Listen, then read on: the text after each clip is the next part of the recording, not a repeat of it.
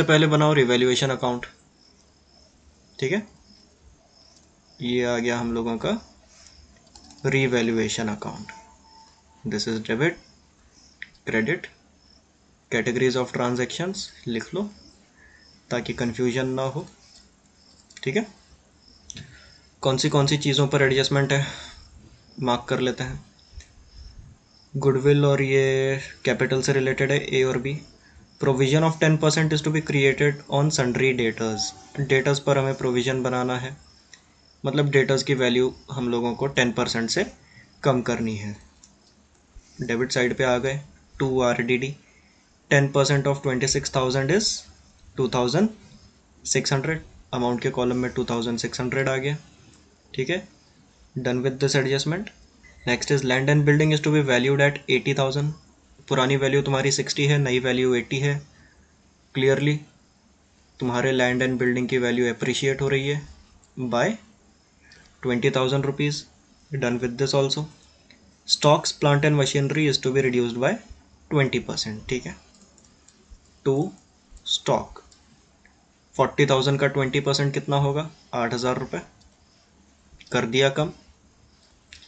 उसके बाद plant and machinery कितना है, 70,000, मतलब 14,000 से इसको भी कम कर दिया, ठीक है। 20% से बोला है ना कम करने के लिए, ठीक। मतलब ये एडजस्टमेंट भी हो गया हम लोगों का। अब क्या करना है हमें, तो प्रॉफिट हुआ है या लॉस हुआ है वो निकालना है।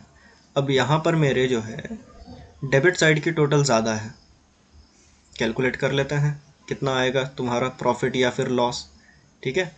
दिस इज़ 14,000 प्लस 10,600, तो 24,600 तुम्हारे डेबिट साइड की टोटल आती है, 24,600।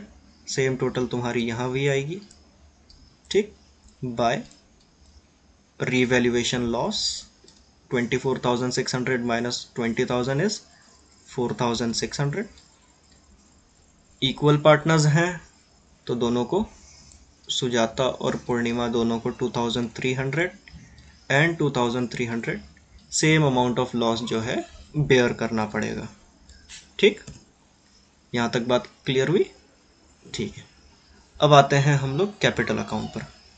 शुरुआत कहाँ से करेंगे हम लोग, क्रेडिट साइड से। ओपनिंग बैलेंसेस यहाँ से देख लेते हैं, 1 लाख और 1,40,000। By balance brought down 1 lakh and 1,40,000, ठीक है।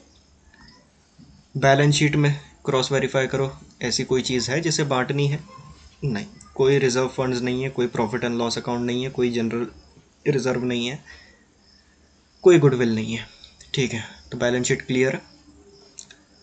रिवैल्यूएशन का लॉस हुआ है, डेबिट साइड पे ट्रांसफ़र कर देते हैं टू रिवैल्यूएशन अकाउंट 2,300 एंड 2,300, ठीक है। हो गया इतना। अब नए पार्टनर को एडमिट कर लो। कितना ला रहे हैं नया पार्टनर, 2 लाख रुपया फर्म का गुडविल है, चलो कैलकुलेट कर लेंगे उससे। 1 लाख रुपए कैपिटल, ठीक। तो यहाँ क्या लिखोगे, बाय कैश अकाउंट कितना लाया, अपर्णा ने 1 लाख रुपया लाया। किस बात का लाया, कैपिटल, ठीक। उसके बाद में देखो हमारा एडजस्टमेंट क्या कहता है, goodwill is valued at 2 lakhs। Aparna is to bring her share of goodwill in cash, ठीक है। तो यहाँ देखो total goodwill of the firm is 2 lakhs, ठीक है। तो अपर्णा का शेयर कितना होगा, जितना उसका प्रॉफिट में हिस्सा है, is equal to 2 lakhs multiply by 1/5 यानी 40,000, ठीक है। तो अपर्णा जो है गुडविल के नाम पर कितने रुपए लेकर के आ रही है, 40,000 लेकर के आ रही है, ठीक। अब ये 40,000 हमें किसे देना है, एस को और पी को। मैं अज्यूम कर रहा हूँ old ratio is equal to sacrificing ratio, ठीक है, मैंने अज्यूम किया है। अब क्या करोगे, डेबिट साइड पर आओगे, क्या लिखोगे, टू एस एंड पी। ए के कॉलम में 40,000, ठीक है। अब यहाँ क्रेडिट साइड पर आओगे, by S's capital account, S को 20,000 मिले और P को 20,000 मिले। यहाँ तक गणित क्लियर है हम लोगों का। अब क्लोज करना है इसे, ठीक है, कर दो क्लोज। अब नहीं, सॉरी, कैपिटल एडजस्टमेंट है ना। अब यहाँ से हमारा नया खेल शुरू होता है, कैपिटल एडजस्टमेंट। क्या खेल है भाई, क्या मतलब होता है कैपिटल एडजस्टमेंट का? तो कैपिटल एडजस्टमेंट का मतलब हुआ arrangement of capital, arrangement of capital in new profit sharing ratio.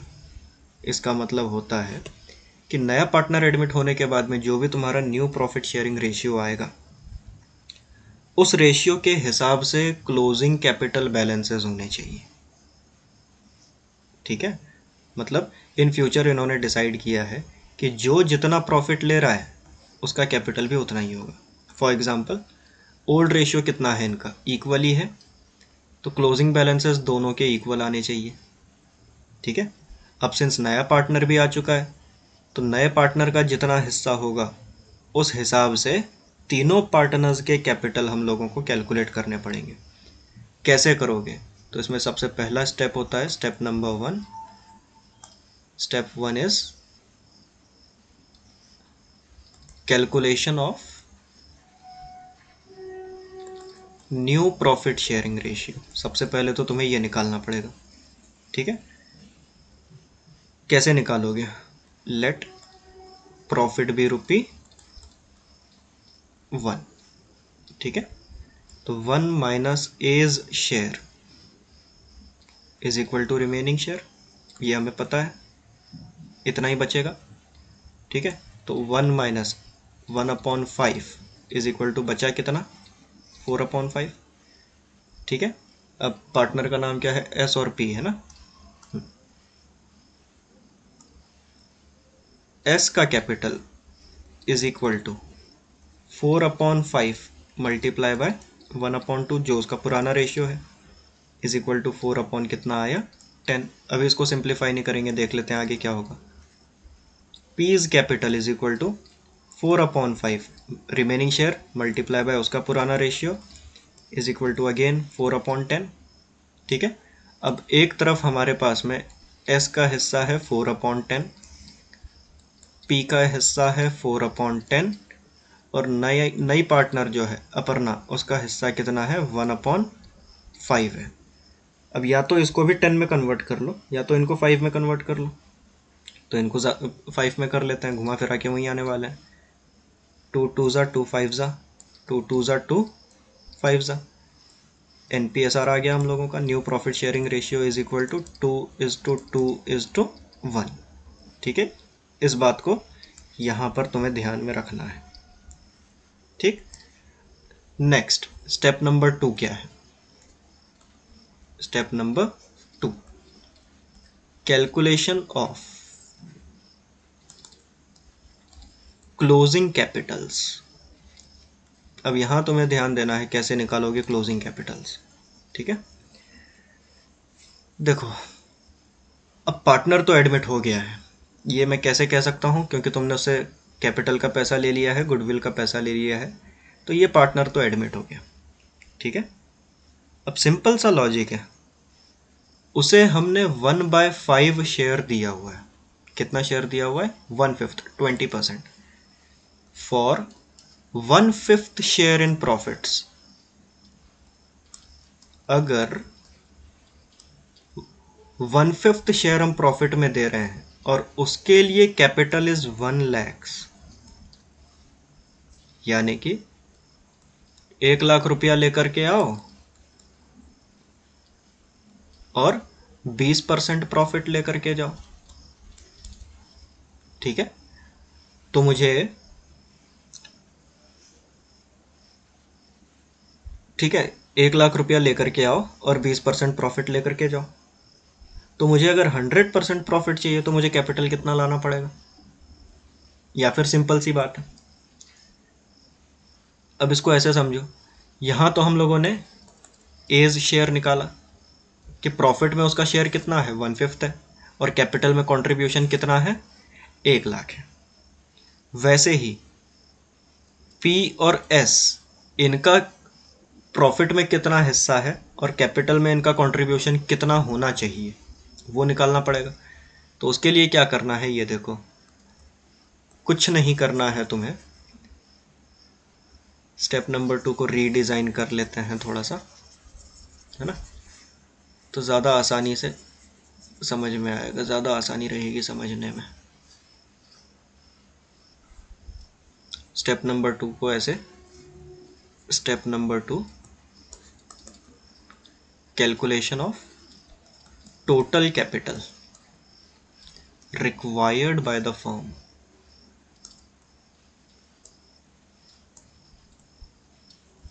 Total capital का मतलब क्या हुआ, पुराना पार्टनर ये दोनों प्लस नया पार्टनर, इन तीनों के कैपिटल जो हैं क्लोजिंग बैलेंसेस ये मिला करके तुम्हारे लिए टोटल कैपिटल होगा।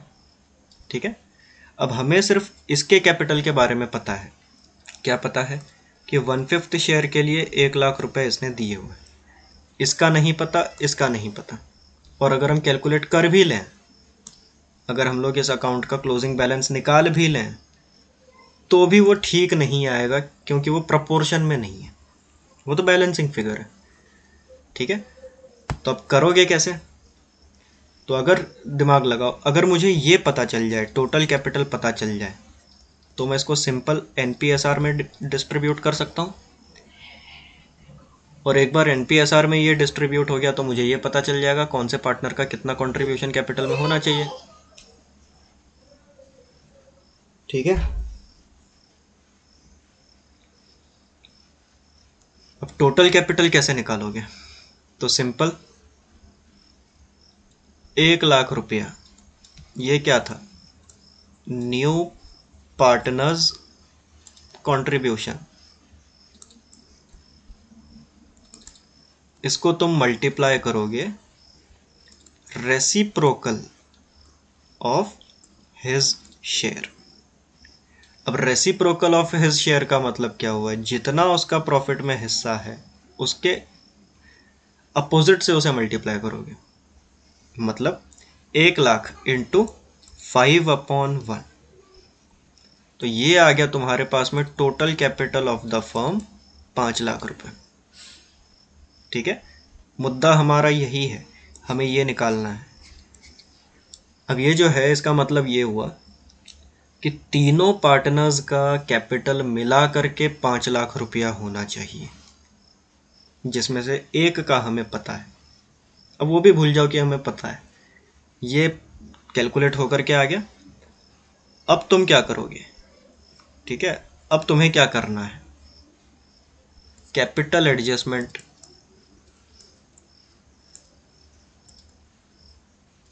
According to NPSR. ठीक है, तो एस का कैपिटल कितना होगा, मिटा क्यों दिया मैंने, एस का शेयर कितना होगा in capital is equal to total capital multiply by इसका न्यू प्रॉफिट शेयरिंग रेशियो। ठीक है, तो टोटल कैपिटल कितना निकाला था तुमने, 5,00,000 रुपए निकाला था, multiply by new profit sharing ratio यानी 2/5 इंटू 2/5। ठीक है, कितना आएगा, 2,00,000 रुपया। ठीक, वैसे ही तुम पी का शेयर निकालोगे, P's share in capital is equal to total capital 5,00,000 multiply by उसका एनपीएसआर इज इक्वल टू 2,00,000 रुपया। ठीक है, और जो नया पार्टनर है उसका तो तुम्हें ऑलरेडी पता है, फिर भी निकाल के देख लो, उतना ही आना चाहिए जितना वो अपने साथ में कैपिटल लेकर के आया है। 5,00,000 multiply by 1/5 is equal to 1,00,000। ठीक है, दिस इज इम्पॉर्टेंट। अब इसमें हमने किया क्या अभी तक ओवरऑल, तो पहले हमने ये कैलकुलेट किया, ये कैसे कैलकुलेट किया, तो new partners capital multiply bye opposite of ratio. नया पार्टनर 1,00,000 लेकर के आया था, मल्टीप्लाई बाय उसका शेयर कितना है 1/5 है, तो हमने मल्टीप्लाई किससे कर दिया, उसको 5/1 से कर दिया। अब कहोगे ये जो कैलकुलेट किया है ये क्या चीज़ें हैं, तो these 3 are closing balances of your capital account, यहाँ तुम लिखोगे टू बैलेंस कैरिड डाउन। ठीक है, कितना कितना आया, 2 लाख, 2 लाख और 1 लाख। ठीक है, अब ये तो हो गया। अब गड़बड़ी क्या होगी, किसी का क्लोजिंग बैलेंस 2 लाख से ज़्यादा होगा, किसी का 2 लाख से कम होगा। तो भैया जिसका 2 लाख से कम है वो पार्टनर और पैसे लेकर के आएगा, जिसका 2 लाख से ज़्यादा है तुम उसे पैसे वापस कर दोगे। अब इसमें तुम्हें दिमाग नहीं लगाना है, जैसे स्टैंडर्ड क्लोज करते हो वैसे ही तुम्हें यहाँ क्लोज करना है। बैलेंसिंग अमाउंट अब तुम्हारी इधर भी आ सकती है और इधर भी आ सकती है, उसका इंटरप्रिटेशन कैसा रहेगा वो भी समझोगे। तो सबसे पहले जो क्लोज हो रहा है ए, उसे ख़त्म कर लो, 1,40,000, क्योंकि इसमें कोई दम नहीं है। 1,40,000, 1,40,000, बात ख़त्म। ठीक है, अब किसी एक पार्टनर को उठाओ, तो भैया एस को उठाते हैं। कौन से साइड की टोटल ज़्यादा है, डेबिट साइड की टोटल ज़्यादा है, कितनी है, 2,02,300, 2,02,300। अब सेम अमाउंट तुम यहाँ लिखोगे 2,02,300। ठीक है, अब बैलेंसिंग फिगर कहाँ आई तुम्हारी, इस साइड आई, बराबर। कितनी आएगी बैलेंसिंग फिगर, देखते हैं कैलकुलेट करके। 2,02,300 माइनस 1,20,000, कितना बैलेंसिंग फिगर आया, 82,300। ठीक है, 82,300। अभी फ़िलहाल इसको ऐसे ही रहने दो, मैं एक्सप्लेन करता हूँ क्या चीज़ है। वैसे ही अब तुम पी को भी करोगे। ठीक है, हमारे पी के डेबिट साइड की टोटल सेम है 2,02,300, सेम अमाउंट तुम्हारी यहाँ भी आएगी 2,02,300। ठीक है, अब हमें बैलेंसिंग फिगर निकालनी है। अब हमें बैलेंसिंग फिगर निकालनी है पी की। कितनी है पी की बैलेंसिंग फिगर, कैलकुलेट करो। प्लस 2,02,300 माइनस 1,60,000, कितना आया, 42,300। बैलेंसिंग फिगर लिख दो यहाँ 42,300। ठीक है, अब ये बैलेंसिंग फिगर्स हैं क्या, पहले वो समझो। बैलेंसिंग फिगर्स क्या है वो समझना ज़रूरी है। कौन सी साइड पर आया बैलेंसिंग फिगर, तो बैलेंसिंग फिगर आ रहा है तुम्हारे क्रेडिट साइड पर। और क्रेडिट साइड पर आने का मतलब होता है कि दोनों पार्टनर्स एस और पी जो हैं वो कैश ले करके आ रहे हैं। तो इसे तुम क्या लिखोगे, by cash account, this is your balancing figure. It means firm की रिक्वायरमेंट क्या थी कि इनके क्लोजिंग बैलेंसेस कितने होने चाहिए, 2 लाख, 2 लाख और 1 लाख होने चाहिए। ठीक है, तो 2 लाख रुपए एस के पास में नहीं थे कैपिटल, कितने रुपए कम पड़ रहे थे, तो 82,300 रुपीज़ कम पड़ रहे थे उसके पास में। समझ में आई बात। अब 82,300 रुपीज़ कम पड़ रहे थे तो जाहिर सी बात है 2 लाख के लेवल पे आने के लिए उसे अपने साथ में पैसे लाने पड़ेंगे। तो उसने 82,300 रुपीज़ इंट्रोड्यूस करवाया। अब जा करके उसका क्लोजिंग कैपिटल कितना है, 2 लाख है। पी के साथ भी सिचुएशन वही थी कि इसका क्लोजिंग कैपिटल 2 लाख होना चाहिए। ठीक है, लेकिन पैसे कम थे उसके पास, कितने कम थे, 42,300 रुपीज़ कम थे। तो उसको उतने रुपए लाने पड़े ताकि उसका क्लोजिंग कैपिटल कितना हो सके, 2 लाख रुपया हो सके। क्लियर हो रही है बात। अब ये एडजस्टमेंट के साथ साथ तुम्हारी बैलेंस शीट में एक काम और बढ़ गया है। सारी चीज़ें तुम्हें सेम एज इट इज़ करनी है, सारी चीज़ें, किसी में कोई चेंज नहीं होगा। बस एक वर्किंग नोट और तुम्हारा बढ़ जाएगा जहां तुम्हें अब कैश या बैंक अकाउंट बनाना पड़ेगा। क्वेश्चन में क्या दिया हुआ है हमारे पास, कैश अकाउंट दिया है, तो हमें इसे बनाना पड़ेगा। ठीक है, तो बढ़ते हैं बैलेंस शीट की तरफ। सबसे पहले तो कैपिटल्स ले लो, कैपिटल्स। कौन से कैपिटल्स आएंगे जो तुमने कैलकुलेट किया हुआ है, एस, पी और ए। एस का कैपिटल कितना है, 2 लाख, 2 लाख और 1 लाख, टोटल इज 5 लैक्स। ठीक है। क्रेडिटर्स और बिल्स पेपर पर कोई एडजस्टमेंट है, कोई एडजस्टमेंट नहीं है, तो इसे हम लोग सीधा बैलेंस शीट में दिखाएंगे। क्रेडिटर्स कितना है, क्रेडिटर्स 34,000। बिल्स पेबल कितना है, बिल्स पेबल इज 26,000।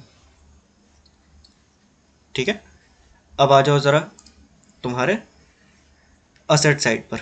इसमें एडजस्टमेंट किस पे है, कौन सी चीज़ों पर था, डेटर्स पर था, फिर उसके बाद में स्टॉक पर था, land and building, plant and machinery. ठीक है। सबसे पहले land and building. Land and building क्या किया है भाई, लैंड एंड बिल्डिंग के साथ में सीधा नई वैल्यू दी है 80,000, तो मैं डायरेक्टली आउटर कॉलम में लिखता हूँ इसको 80,000।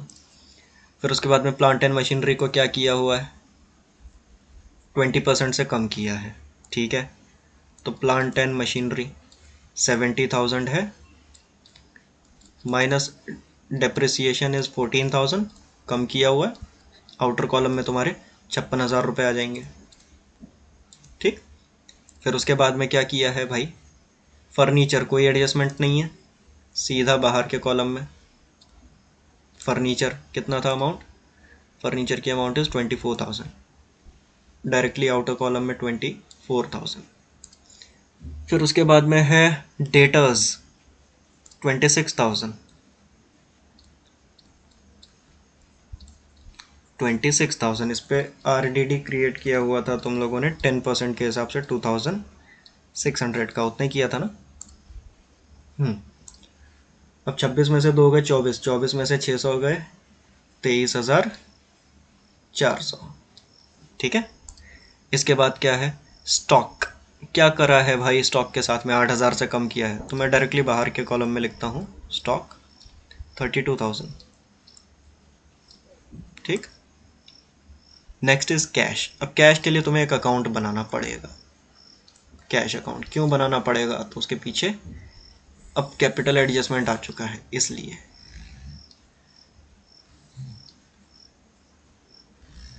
ये आ गया तुम्हारा डेबिट साइड, ये आ गया तुम्हारा क्रेडिट साइड। ओपनिंग बैलेंस तुम्हारा डेबिट साइड पर असेट है, शुरुआत यहाँ से होगी। टू बैलेंस ब्रॉट डाउन, कितना कैश था भाई हमारे पास में, 80,000 रुपये थे, है ना। 80,000 रुपये हमारे पास में कैश थे। ठीक। नए पार्टनर ने कितना लाया, 2 और 1, 3 लाख रुपए लेकर के आया। ठीक है।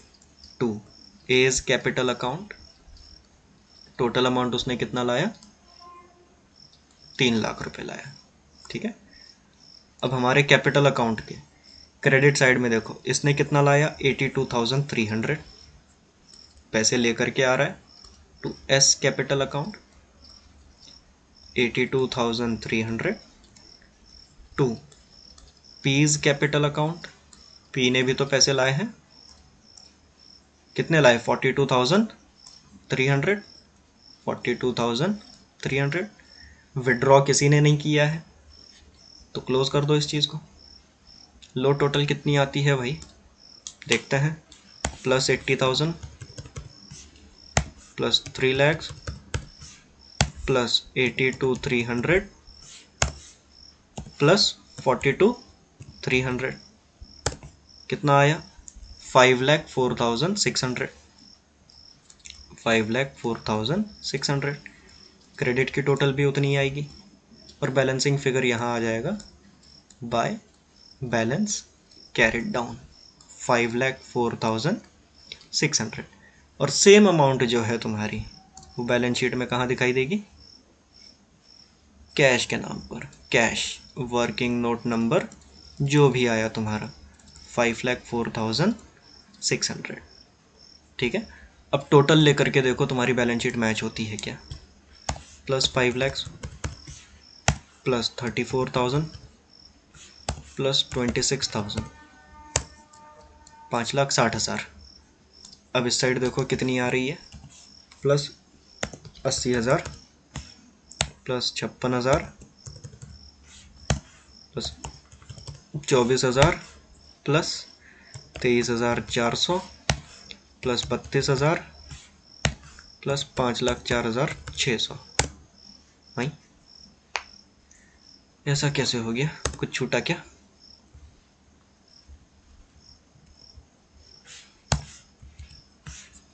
माइनस कितने का डिफरेंस है भाई? 1,60,000 का डिफरेंस। एक लाख 60,000।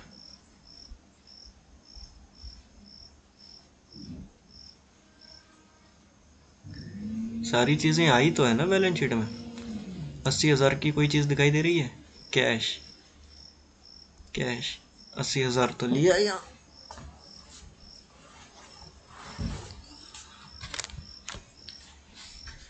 1,60,000 डेबिट साइड पर ज़्यादा है। लेट्स सी कैपिटल अकाउंट, यहाँ क्या गलती हुई? 4,600, 1,20,000। अरे यार ये 1,40,000 लेके आया है ना, हमने कैश अकाउंट में 3 लाख कैसे बता दिए? बराबर है, गलती तो मेरी है। ए अपने साथ में कैपिटल कितना लाया था? 1,00,000 रुपया कैपिटल का लेकर के आया था, प्लस 40,000 रुपये गुडविल के लाया था, जो भी है वो अपर्णा। तो ये क्लोजिंग बैलेंसेस तुम्हारे चेंज होंगे यहाँ, चिंता की बात न है कोनो। 1,40,000, ठीक, मतलब तुम्हारा यहाँ चेंज होगा, 3 लाख की जगह आएगा 1,40,000।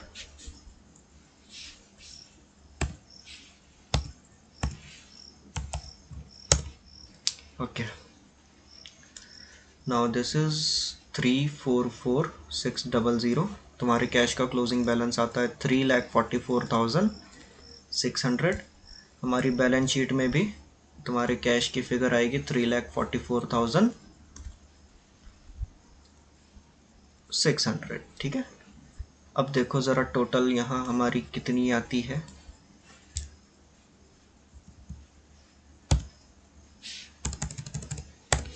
3,44,600।